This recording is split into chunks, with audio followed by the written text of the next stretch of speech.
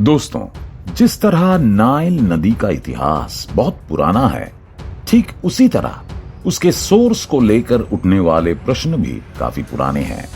आज के इस वीडियो में हम नाइल नदी के इतिहास और सोर्स के बारे में जानने की कोशिश करेंगे। तो चलिए बिना समय गंवाए इस वीडियो को शुरू करते हैं।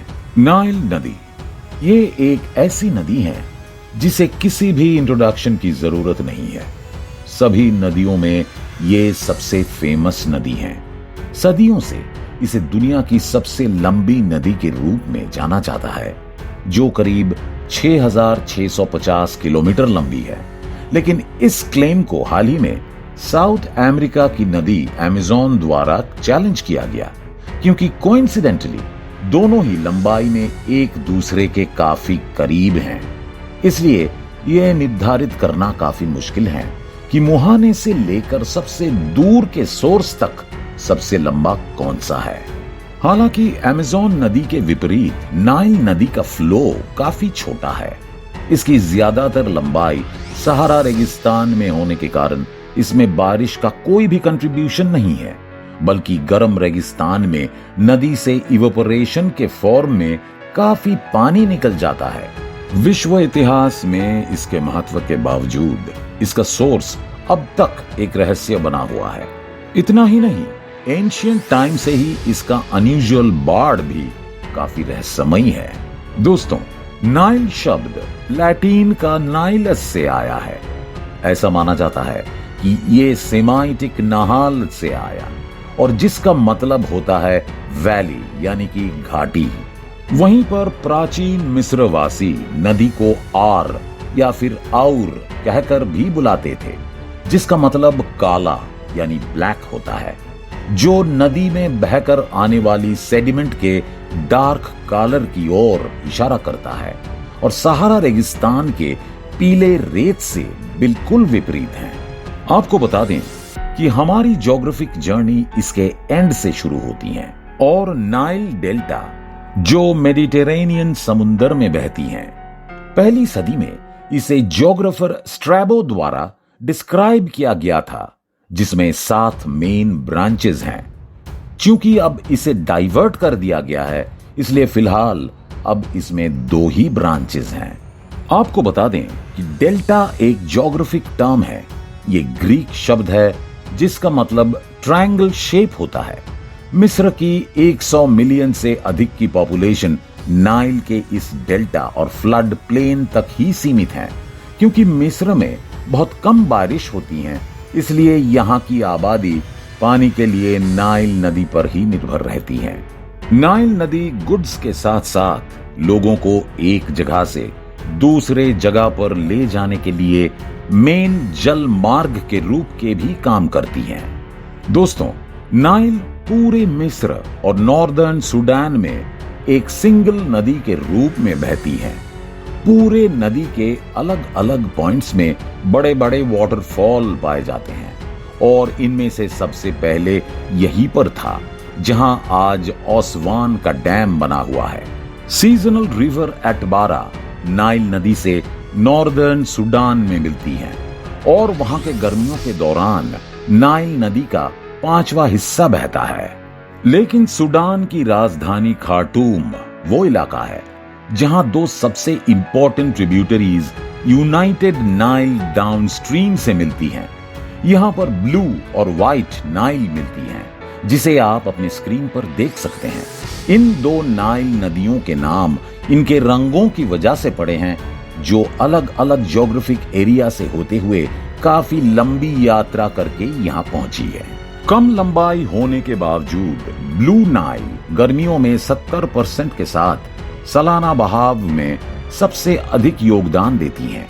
इथियोपिया में बरसात गर्मियों के मौसम में होता है, और नाइल नदी की एनुअली बाढ़ के लिए मौसमी बारिश जिम्मेदार होती है। क्योंकि पानी में उछाल को नीचे की ओर पहुंचने में कुछ समय लगता है, इसलिए सितंबर और अक्टूबर तक मिस्र में बाढ़ अपने पीक पर नहीं होती है। दोस्तों, व्हाइट नाइल और उसकी ट्रिब्यूटरीज काफी लंबी हैं, लेकिन इसका फ्लो यानी बहाव बहुत ज्यादा कांस्टेंट है।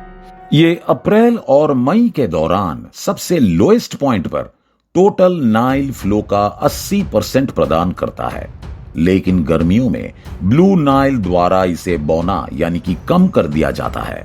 वहीं पर अगस्त में टोटल फ्लो का सिर्फ 10% प्रदान किया जाता है। व्हाइट नाइल अपने नाम से साउथ सुडान के वेटलैंड में समाप्त हो जाता है और सड के नाम से जाना जाता है। यहाँ पर जमीन पूरी तरह से फ्लैट है, जहां नदी हजारों वर्ग किलोमीटर में फैले सैकड़ों चैनलों में टूट जाती हैं। वेटलैंड नेविगेशन में एक बैरियर के रूप में काम करता है और यहाँ बड़े पैमाने में वेजिटेशन है जो अनेक जलधाराओं को चोख कर देती है। सड के बियॉन्ड नदी माउंटेन नाइल या अल जबार नदी बन जाती है, जो युगांडा और कॉन्गो के सीमाओं पर लेक एल्बर्ट तक बढ़ती है। लेक एल्बर्ट यानी एल्बर्ट झील के बाद से नदी विक्टोरिया नाइल के रूप में जानी जाती है। आपको बता दें कि एल्बर्ट झील दुनिया की दूसरी सबसे बड़ी फ्रेश वाटर झील है। क्योंकि इसका आकार बड़ा है, इसलिए ये झील कई नदियों का सोर्स भी है। दोस्तों, नाइल नदी के पानी का अधिकार सोर्स अभी भी पूरी तरह से पता नहीं चल पाया है। हालांकि हाल की रिसर्च ने बुरुंडी में कगेरा और रूवुबू नदियों के हेडवाटर की पहचान किया है, जिनका लोकेशन यहीं पर है। ये लैंड्स जो ईस्ट अफ्रीका हाईलैंड्स के बीच में नाइल नदी का पॉइंट ऑफ ओरिजिन है, न सिर्फ प्राचीन काल में बल्कि पूरे मिडीवल और बाद के पीरियड में बाहरी लोगों के लिए पूरी तरह से रहस्य थे। केवल 160 वर्ष पहले तक नाइल नदी का सोर्स लिखित इतिहास में दर्ज नहीं किया गया था, जो पूरे इतिहास में नदी के इंपॉर्टेंस को देखते हुए एक रिमार्केबल फैक्ट है। दोस्तों, नाइल नदी के पानी और उनके डार्क रिच सेडिमेंट्स ने ह्यूमन एग्रीकल्चर में सिंचाई यानी इरिगेशन में सबसे पहले अहम योगदान दिया था। वहीं गर्मी और कड़ी धूप के साथ साल भर कांस्टेंट फ्लो की कॉम्बिनेशन ने ही मिस्र में एग्रीकल्चर को संभव किया। गर्मियों के अंत के दौरान बाढ़ के पानी द्वारा काफी बड़ी मात्रा में सेडिमेंट्स को एक बड़े एरिया में जमा किया गया। आपको बता दें कि ग्रीक और रोमन एक्सपीरियंस के अनुसार सर्दियों के दौरान अन्य सभी नदियों में बाढ़ अपने पीक पर होती हैं। दोस्तों, आज के समय हम जानते हैं कि ये गर्मियों की नाइल बाढ़ इथियोपिया में ब्लू नाइल के हेडवाटर में बारिश के मानसूनल पैटर्न के कारण होती है, जो ज्यादातर यहाँ गर्मियों में बारिश होती है। ये बिल्कुल मेडिटेरेनियन के बारिश के पैटर्न के ऑपोजिट हैं। एंशिएंट स्क्रिप्चर में नाइल नदी ने बाइबल की बुक में काफी की रोल प्ले किया है। जैसे कि इसके पानी से मूसा जब बच्चे थे तब उनको नरकट की टोकरी में ले जाया गया था, ताकि मूसा बाद में इजरायलियों को मिस्र के भीतर गुलामी से मुक्ति दिला सके, लेकिन केवल फिरौन के नरम पड़ने के बाद ही। ऐसा माना जाता है कि प्राचीन मिस्र वासियों को नाइल नदी के आज के खार्टूम में व्हाइट और ब्लू नाइल के संगम की जानकारी थी।